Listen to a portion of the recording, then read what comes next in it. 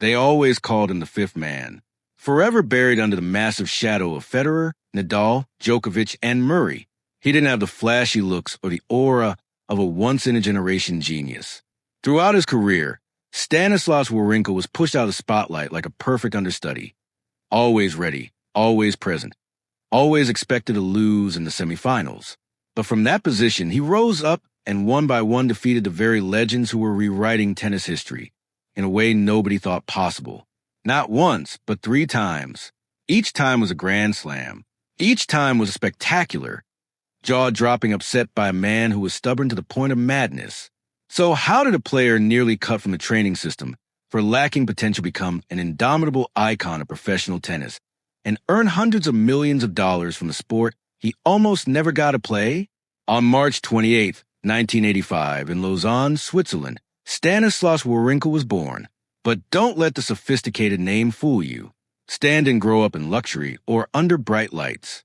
He grew up surrounded by horse stables, green meadows, and the rural atmosphere of St. Barthélemy, a small town less than 30 minutes from Lausanne, but which felt like an entirely different world. His father, Wolfram, was a farmer and biologist who ran a farm that also cared for children with special needs. His mother, Isabel, was a dedicated teacher for disabled students. Their family didn't chase fame. They raised Stan and his 3 siblings on hard work, discipline, and perseverance. From a young age, Stan's hands were roughened by farm work and his spirit was unyielding. He started playing tennis at age 8, not because of natural talent, but simply because there was a clay court near his house. Academics were a real struggle. He had trouble concentrating in class, and his grades were consistently below his peers. His parents allowed him to attend school just 3 days a week, dedicating the rest to training. At 14, he was nearly cut from the junior training system entirely.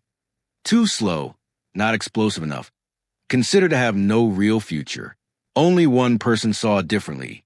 His coach, Dmitry Zavilov, who stood by Stan like a father, the only one who truly believed in him when everything was uncertain. Stan was not a prodigy. He didn't amaze anyone the way a young Federer did.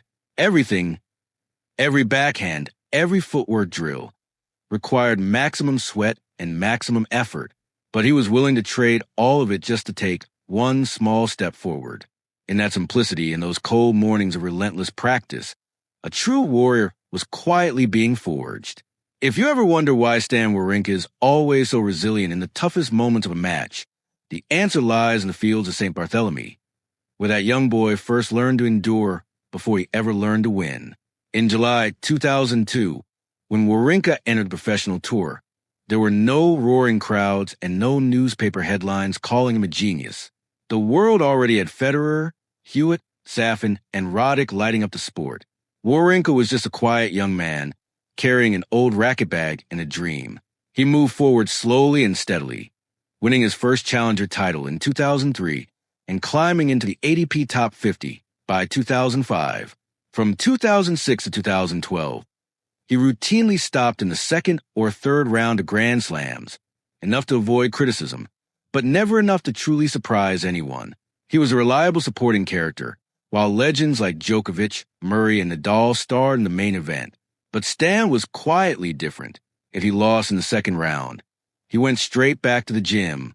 If he lost in the 5th set, he analyzed every single serve. Failure was simply part of the journey. His massive breakthrough came at the 2014 Australian Open, when Stan was 28 years old, an age when many players begin to slow down.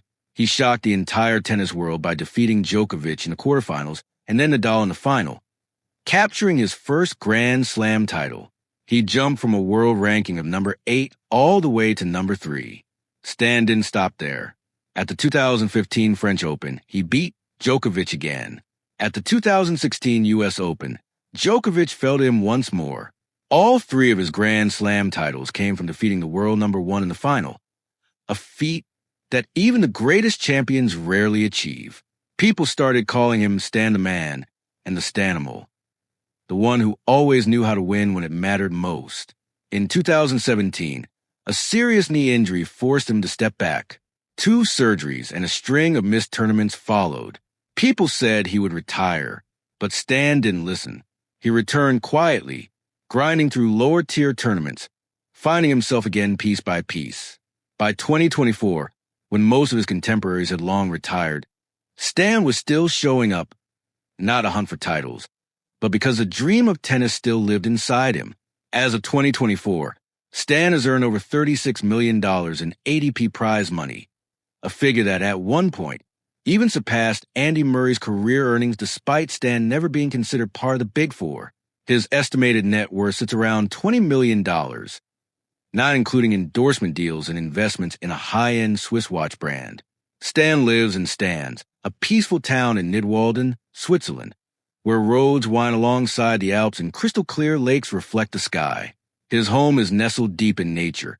No golden gates, no helipad, but built with precise care. He also owns a villa near Lake Geneva featuring glass walls, a private tennis court, and carefully planted maple trees that shield his privacy. His car choices are equally telling.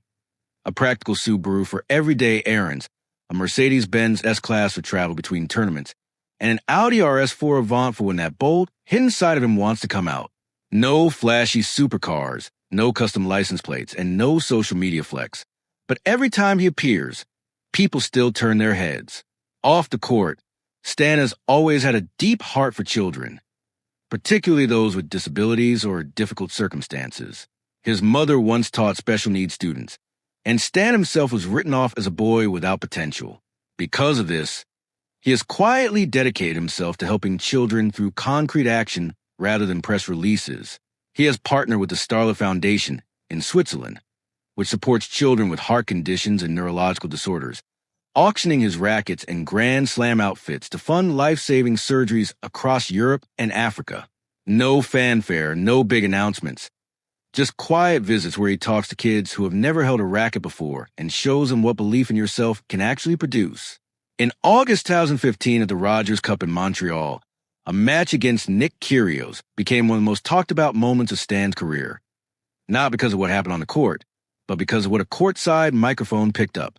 Kyrgios leaned in during a changeover and made a cruel, personal comment designed purely to wound him in front of a crowd. The ADP fined Kyrgios for unsportsmanlike conduct. Stan's only public response was measured and razor-sharp. There are limits you should never cross. Those few words carried more weight than any serve he had ever hit. That ability to stay steady, even when provoked, even when the whole world was watching, is perhaps what defines him more than any Grand Slam title ever could.